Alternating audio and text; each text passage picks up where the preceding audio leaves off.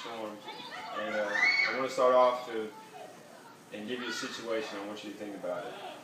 Let's say right now, in this very instant, we heard sirens go off, and our worst fear while we're here just happened. North Korea just attacked. You know, the first thing I want to ask you is, what's your first line of defense? What are you going to do? Like right now, I know as having our families here, first thing we're worried about is trying to get them out of here. We're trying to figure out how we're going to keep them safe. What is our first line of defense? I mean, and the guys in the barracks right there, they're grabbing their helmets, they're going down to get a weapon, they're going to do what they have to do to fight. So that's a key point. What is our first line of defense? And what should our first? What's our battle reflex in this life? What do we turn to? What's our go-to move? Like we can talk about the NBA Finals. LeBron James, go-to move, that little shimmy and shoot to win the game. What's our go-to move in the fourth quarter? What are we going to do? And is it the right one? Now, I'm not saying it's not right for us to want to get our family safe, but what is the ultimate thing that we can do to make sure that us, our family, and everyone is safe? And the only go-to move that we need to have in that dire need and in that storm is getting down on our knees. And that should be our go-to move, and that's just what I want to open up. And just so you can ask yourself, because I know I had the same conviction as soon as I asked myself that question, what is my go-to move? In that trial, in that time, when everything seems that it's just going downhill and there's nothing I can do about it, what do I go to? Do I try to fight it off? Because I know y'all's attitude, and if you're like me, we're fighters, you know. If something's coming at us, we're going to fight against it. We're going to try to stop it ourselves, but ultimately, if we don't have somebody a little bigger behind us, we're not going to be able to. And the verses I'm going to start with today is Psalms 50:15. It says, "And call upon me in the day of trouble, I will deliver thee, and thou shalt glorify my name." And that's just a promise, you know. That's a simple verse. It's just like it says. If we call upon him in our day of trouble, no matter the trouble, it doesn't say in times of little trouble. It says, call on me in your day of trouble, and I'm going to deliver you. But there's a second part that people seem to forget, because God delivers us a lot, and we like to call it luck. Man, I was lucky that this didn't happen to me. Man, I'm so lucky that I got help that day. I'm so lucky that the police showed up. They don't thank God like it says. It says, glorify me afterwards. And people forget that line. My first point, there's going to be storms in this life. There are going to be. There's no way around it. We're born into an imperfect world. So as an imperfect world, there's going to be times where we're going to be tested, or there's going to be tribulations. And there's two different types of storms that come into our lives. If we're living for God, if we're trying to do the right thing, then they're going to be tests. They're going to test our faith. They're going to test our strength. But there's also tribulations. If you're turning from God, He's going to send storms on you to see how low He can take you before you turn back. See how low He can bring you down to the ground before He brings you back to Him. And a lot of people think, you know, that this is getting you down financially or getting you down in that aspect. But I've seen a lot of rich people who were trialed in their soul, who their families couldn't work. And God tore them down in ways that gets to you the most. Sometimes money is not the way that you can get to. Because like I said, if you take a fighter, in this world we can fight, and I can make money. There's ways I can make money. Because I promise you, God doesn't care too much about money. So I can make money without God in my life, but ultimately I can't be happy. My marriage is not going to work. The things that matter most to me are not going to work if God isn't in them. And that's the tribulations God sends down on us. And I want to go back to being tested, because I think everyone in here, we know God. You know, we may not live perfect all the time, but we know God. We know what we're supposed to do. So that's when God sends us tests, to test our faith. And I like to compare this to bull riding. You know, I've never done it, but professional bull riders, they know what to do. And it said, you know, getting on one of them things is like a tornado. You know, getting on it for them 8 seconds is like riding a tornado. Well, we're just like a bull rider in this life. Right now, we know the skills. We know what we need to do. We know what we got to do. But every time we step on that tornado, every time we get in one of those tests, sometimes we don't want to do it. We know that we need to dig in tight and stay firm right on that solid rock of God. That's what we need to do. But sometimes we slide back and we get bucked off. And then we like to ask God, why did this happen?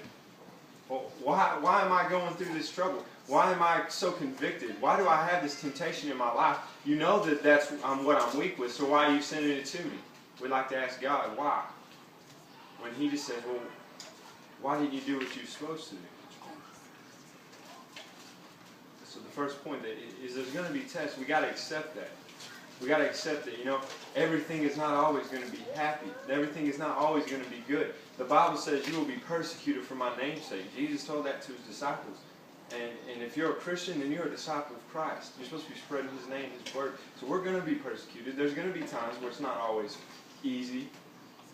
And I've had plenty of those times. But ultimately, I learned that every time that I told myself that I couldn't do it, and I got on my knees and said, God, I'm not strong enough to do this anymore. Please, come and stand in front of me.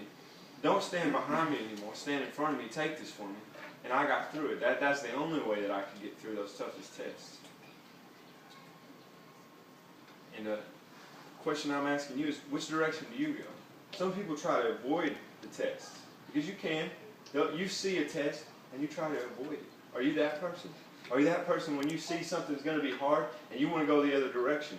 Because that'll keep you farther away from God. Sometimes it's a straight shot to God, but there's thunder clouds overhead, or you can go the long way, because it looks clear. But ultimately, that's going to take a long road, and it's going to be a long road, a long way from it. And then I want to also talk about there's people in this life, and there's also people back in the Bible times, they were called storm chasers.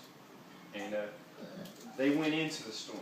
They welcomed it, because they knew the bigger the storm, the greater that God was going to show himself through their life. And they were ready for that. And the first people I want to read to you, and there's going to be some longer verses, but I feel like they're necessary, because these verses right here, they speak to me ways that no preacher can, just reading these verses. And in Daniel 3, verses 13 through 25, it says, Then Nebuchadnezzar, in his rage and fury, commanded to bring Shadrach, Meshach, and Abednego. Then they brought these men before the king. Nebuchadnezzar spake and said unto him, Is it true, O Shadrach, Meshach, and Abednego? Do not ye serve my gods, nor worship the golden image which I have set up? Now if ye be ready, that at what time ye hear the sound of the cornet, flute, harp, sackbut, psaltery, declumer, and all kind of music, ye fall down and worship the image which I have made. Well, but if ye worship not, ye shall be cast in the same hour into the midst of a burning fiery furnace. And who is that God that shall deliver you out of my hands? And Shadrach, Meshach, and Abednego answered and said to the king, O Nebuchadnezzar, we are not careful to answer thee in this matter. I'm going to stop right there, because what they said is, we have no thought on this. We're not troubled to tell you this. We're going to give you this answer, and we're not troubled to tell you. I want to tell you this. And they had a fire in their heart for God when they were saying this, and they said, If it be so, our God, whom we serve, is able to deliver us from the burning fiery furnace, and he will deliver us out of thy hand, O king. And we'll stop there again, because it says, if he wants to, he can take us out of the fire. If he wants to. But nevertheless, he's going to deliver us from it. Because either you're going to kill us in it, or we're going to go to heaven, or he's going to not let you hurt us. Because he's going to deliver us out of thy hand either way. So they were saying, with certainty in their voice, with certainty in their heart, that regardless of the outcome, regardless if they burned up, that they were going to be delivered. What kind of faith that is? I can tell you, if I'm looking into this fiery furnace, that's hot. I don't want to be burned up. That's like one of my greatest fears, is to die by fire or by drowning. I don't want to do either of those things. But they looked in that fire and said, you know what? God can save me, but even if he doesn't, I'm going to be delivered either way. And sometimes we don't look at it that way. We say, God, are you going to save me? Because I don't want to die. Are you going to save me? I have faith that you can, but are you going to? We don't want to walk into that fire unless we know for sure that he's going to not let us be hurt by it. But they were saying either way, we were going to go in there.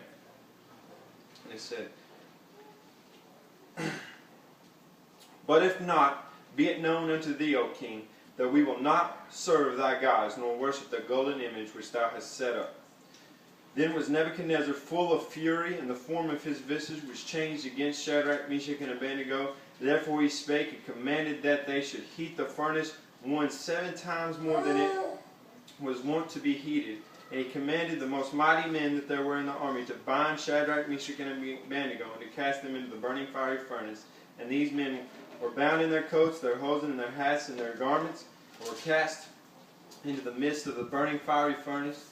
Therefore, because the king's commandment was urgent, and the furnace exceedingly hot, the flame of the fire slew those men that took up Shadrach, Meshach, and Abednego.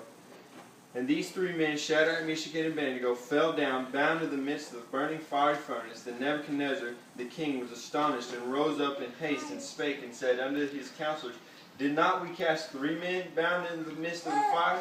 They answered and said unto the king, True, O king.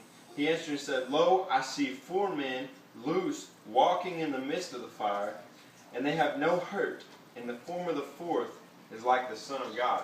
Now you got to remember, this is a time before Jesus had even come. Jesus is not a man yet. He's not come and been born unto us yet. But that king who had so much faith in his gods, who had so much faith in himself, he said, I see the Son of God walking in there. I see 4 men, not 3. And that's to say, God said, you know what, Shadrach, Meshach, and Abednego, you chased this storm, you've seen it, you weren't afraid, you walked into it, so I'm going to show how great I am through you. And I'm going to send my son down there, and he's going to protect you from it. And just to say how hot this fire was, the 2 men, the strongest men in the army that bound Shadrach, Meshach, and Abednego and threw them in there, the fire killed them just for being next to it. That's how hot this fire was. But it could not touch men who had faith in God. That's to say, in our life, this fire can get as hot as it wants. The devil can throw as much as he wants at us.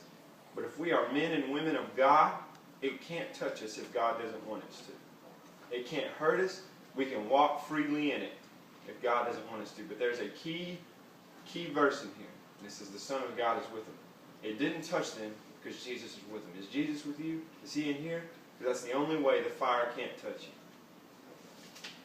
Another person I want to bring up is Daniel. I'm not going to read the verse, but I'll just tell you the story. Daniel was friends of Shadrach, Meshach, and Abednego.